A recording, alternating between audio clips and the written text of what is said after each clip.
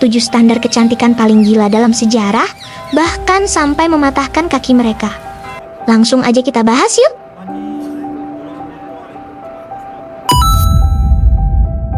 Kaki teratai.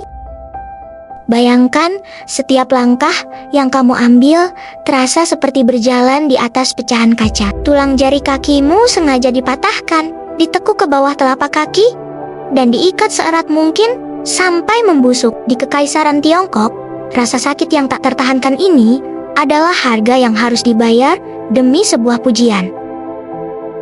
Mengapa jutaan wanita rela cacat seumur hidup demi tradisi ini? Rahasia kelam di balik sepatu kecil ini. Sejarah munculnya dimulai dari penari istana yang memikat kaisar dengan kaki kecilnya. Sejak saat itu, kaki besar dianggap sebagai tanda rakyat jelata atau petani. Tahap-tahapnya: 1. Kaki direndam dalam ramuan herbal atau darah hewan agar tulang dan kulit menjadi lebih lunak sebelum diproses. 2. 4 jari kaki dipatahkan secara paksa dan ditekuk ke arah telapak kaki hingga menyentuh tumit. 3. Kaki diikat sangat kencang menggunakan kain panjang agar lengkungan kaki patah secara vertikal, memaksa tumit dan jari kaki mendekat. Penyusutan, pembebatan dilakukan berulang-ulang selama bertahun-tahun dengan tarikan yang semakin kencang hingga kaki mencapai ukuran ideal sekitar 10 cm. Makeup beracun bangsawan Eropa atau era Queen Elizabeth pertama. Wajah seputih salju, bibir semerah darah. Inilah standar kecantikan paling mematikan dalam sejarah Eropa. Tapi tahukah kamu, di balik wajah porselen yang sempurna itu, tersimpan racun yang perlahan-lahan memakan daging dan merusak otak pemakainya. Queen Elizabeth I adalah ikonnya. Namun, bedak yang ia gunakan justru menjadi penyebab kematiannya yang perlahan. Inilah kisah Venetian Cirrus, make up yang membunuh pemiliknya. Bahan make up tersebut terbuat dari timbal putih dan cuka. Komponen tersebut sangat beracun. Semakin sering dipakai, semakin berbahaya. Efek sampingnya: rambut rontok, gigi berlubang, nafas bau akibat keracunan logam berat. Kulitnya pun rusak hingga ia melarang adanya cermin di istananya. Tulang rusuk patah dan organ bergeser cuma demi ini? Di era Victoria, pinggang seorang wanita harus sekecil botol. Bahkan, jika itu berarti tulang rusuknya harus patah dan organ dalamnya berpindah tempat. Ini bukan sekadar pakaian. Ini adalah penjara besi yang dipakai di balik gaun mewah. Inilah kengerian di balik tren pinggang tawon. Standar kecantikan saat itu adalah pinggang berukuran 16 hingga 20 inci, sangat kecil untuk ukuran dewasa. Korset permanen merusak struktur panggul yang membuat proses melahirkan di zaman itu menjadi sangat mematikan bagi ibu dan bayi. Dokter zaman itu mulai memprotes karena melihat banyak wanita muda meninggal dengan tulang rusuk yang menusuk organ dalam sendiri.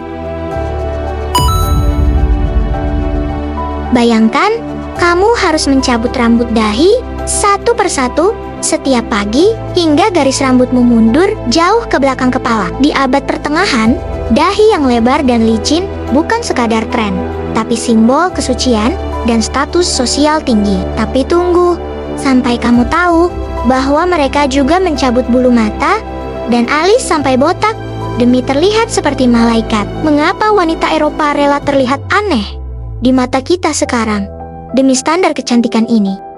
Di zaman itu, wajah yang bulat, polos, dan tanpa bulu dianggap suci seperti bayi atau malaikat. Bulu wajah dianggap sebagai tanda nafsu atau hewani. Mereka mencabut rambut dahi menggunakan pinset atau cairan kimia keras dari campuran kotoran hewan dan cuka untuk mematikan folikel rambut. Tren ini mengharuskan wajah terlihat bersih, menghilangkan alis dan bulu mata adalah kewajiban bagi wanita bangsawan agar mata mereka terlihat menonjol dan dahi terlihat tak berujung. Hanya wanita kaya yang punya waktu untuk melakukan ritual penyiksaan ini. Petani atau rakyat jelata terlalu sibuk bekerja untuk mempedulikan dahi mereka. Leher jerapah, cincin kuningan, suku Kayan dan tradisi kuno. Leher yang sangat panjang hingga terlihat tidak masuk akal. Di beberapa peradaban kuno, leher panjang adalah lambang keanggunan tertinggi. Wanita harus memakai tumpukan cincin kuningan seberat belasan kilogram sejak usia dini. Fakta medis bahwa leher sebenarnya tidak memanjang, tapi beban kuningan itu menekan tulang selangkah dan tulang rusuk ke bawah, menciptakan ilusi leher yang panjang. Cincin ditambah satu persatu seiring bertambahnya usia. Beratnya bisa mencapai 10-20 kg. Ini menyebabkan otot leher menjadi sangat lemah karena tidak pernah digunakan untuk menopang kepala secara mandiri. Dalam mitologi mereka, leher panjang melambangkan naga, makhluk suci yang dihormati.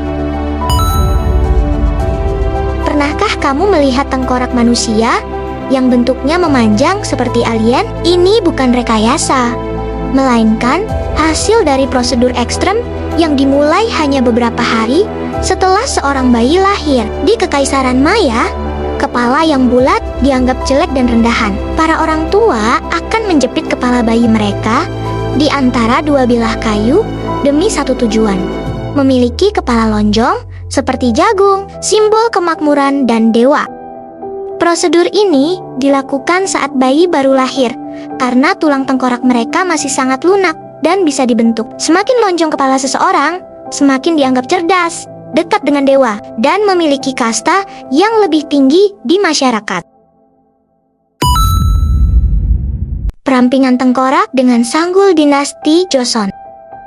Bayangkan mengenakan wig seberat 5 kg di atas kepalamu setiap hari, sampai tulang lehermu terasa akan patah.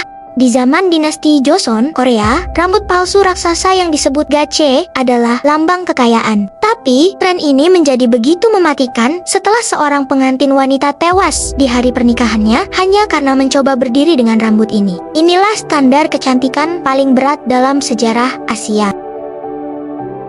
Wig ini terbuat dari rambut asli yang dihias dengan emas dan permata. Semakin besar dan tinggi rambutnya, semakin tinggi status sosialnya. Harga satu gache setara dengan harga beberapa rumah mewah saat itu. Banyak keluarga miskin yang berhutang seumur hidup hanya agar anak perempuannya bisa memakai gache saat menikah.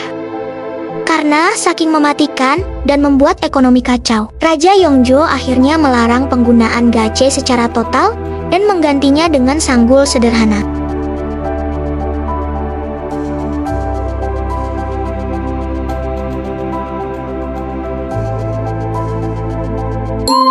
Like dan subscribe channel ini ya, biar Mimin lebih semangat untuk update.